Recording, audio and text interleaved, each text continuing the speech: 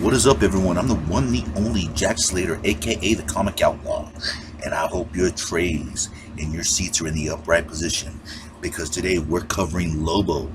That's right, Lobo, the main man. Yeah, death and taxes. And I'm going to say this right now, just in case I haven't made this absolutely clear. This is not for little kids. This is for 18 and older.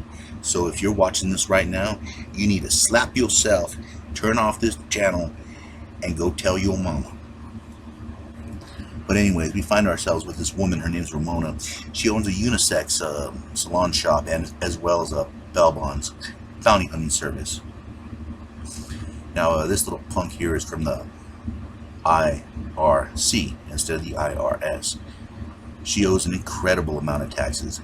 Evidently, the man of her life, her current bounty hunter, came, loved her down, and then left her with nothing. And now she has a week to pay all this off before they melt her down. They melt down her salon and pretty much melt down everyone she's related to.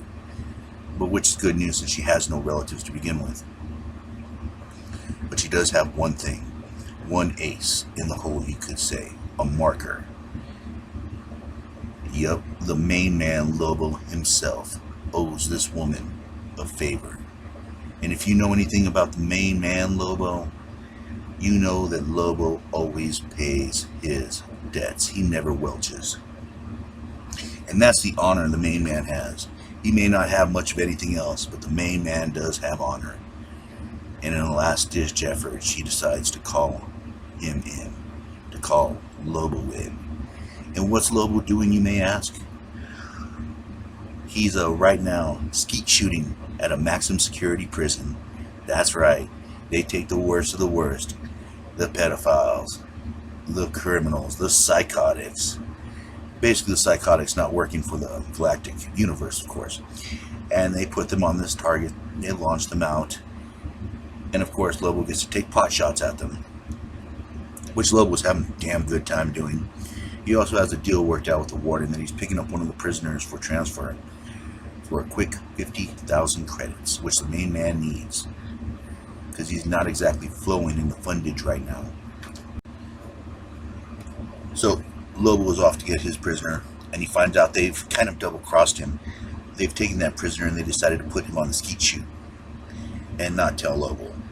Of course, this is just standard procedure. They weren't going to give him the prisoner anyways, I think. They were just going to double-cross him. But you're going to find out that nobody double-crosses Lobo and gets away with it. Not without a hell of a lot of property damage and a whole lot of dead bodies. And Lobo comes crashing on through. And he jumps on the prisoner. I think this is funny, and gets launched off with him, both tumbling through the air, getting ready to be shot by some royal dignitary, I guess, from some other planet who enjoys killing things for sport. And look at this pompous ass, just having a good time until the main man comes up, pissed as hell, wanting his 50,000 creds. And of course, this rude bastard is not going to give it to him. So you know what it's time to do. It's time to handle things Lobo style. And this guy dare lay a hand on Lobo. He rips him apart, takes his bones and builds a slingshot, takes that dignitary and launches him off for the big boom. And man, that guy could splatter, I'll tell you what.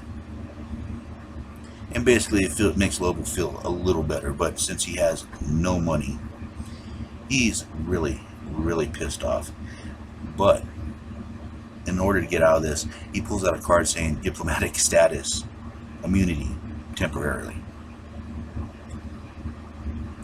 Which you find out later is one of those cards that Lobo had printed up for himself, which does come in handy in these situations when you're murdering dignitaries left and right. But like I said, Lobo was broke. He has to take the bus. This is humiliating for the main man. And some idiot decides to pick his nose and literally lay it on the main man, which is something you never, ever do. And the Lobo's already pissed off as it is. So he takes this guy and shoves his legs through his mouth and out his ears. Classic Lobo. And he's happy that he had that card printed up a little while back, but he's not happy with the fact that he only has $5 to his name.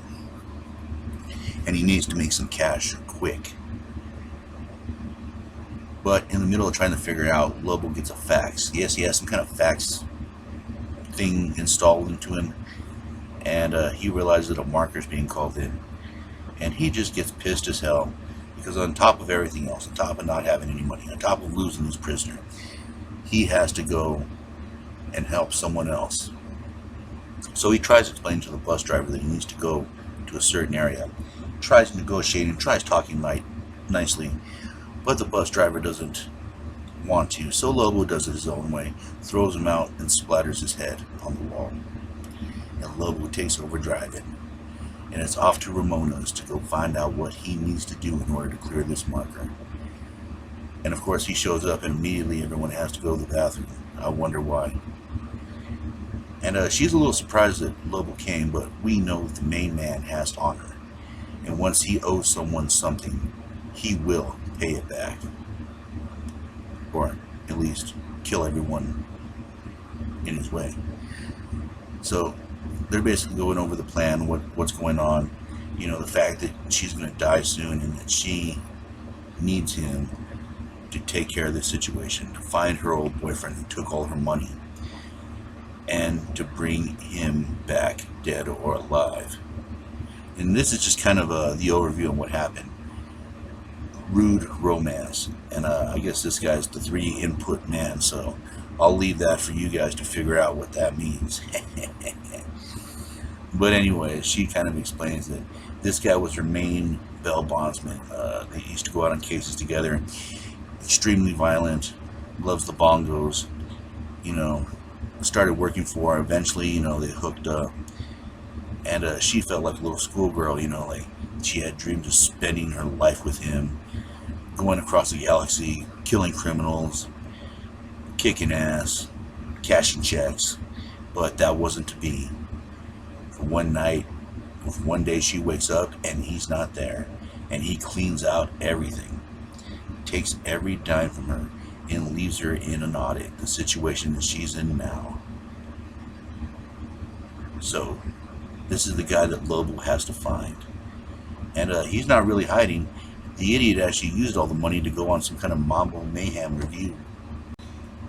Yes, his dream is to be some kind of musician, but that may not be, since Lobo was on the case now, and since she only has so much time to get out of this situation. But Lobo reminds her that he needs a little money too, and she says that after they bring him back, she'll get everything back from the IRS, which is about 3 million credits, which she'll gladly give Lobo a fat chunk of. This puts the main man in an ass-kicking mood to find this guy. But where will he look? Where will he find him? And will the main man bring him in? We'll find out the next time, and I'll catch you on the flip side.